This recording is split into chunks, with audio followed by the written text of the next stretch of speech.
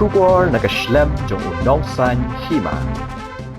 Kahito Ribhoy District meninin kesngi ka arp santrik unaitung kalalaj banya kendo yo Deputy Commissioner ka Ribhoy District u Arpit Upadhyaya Henry kamsim layo banya kendo yo namar bo ula Shimshuti kumta na kaliang ka seng kalabo ya ka dorkas baru ban kentu ka District Selection Committee ban penbena ya ka result tungkam ka balakon nado ka Henry tarik urempang arajar arpo nagabenta ki post baper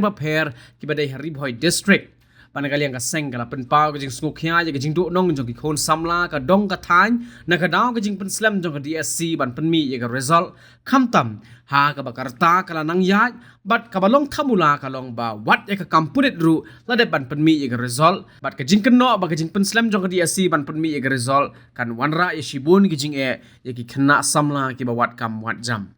seng penpau ya jing skukya ya jing slam ban out no ya ka result DSC kembali i advertisement apply na do sunem na ka do tarik February aja apo bala don ru ya ki exam ki ba kala pendap hawa ada apoe let's say yo ane ga jislam kala ande la corona ki ba ilatit pro pertei kala amat ya yo tau nyang jumpang henrei kembali ipat mentah wat ki kam polis ru la de ban out no ya ka result wala ane ga di hadir aswa jong ni ka DSC te kunta na kala sen ni ga jinge kan ba ya kini ki kun samla jungi ki bala tap ya kani ka post DSC ba pair kani ka district ka jungi tela da ka slam kumne ka wan jing e ki la da ka age limit jungi ka la ban he no lani la da ki kam kloi no ban pelai pat ya kani ka result kan long ba makiru kini jumentoi no ha kani ka benta te kun ta na le ka sang ni ka pat ya ka district administration malam no ni ban out no ni ban release no ya ka result juga DSC but ngwa ru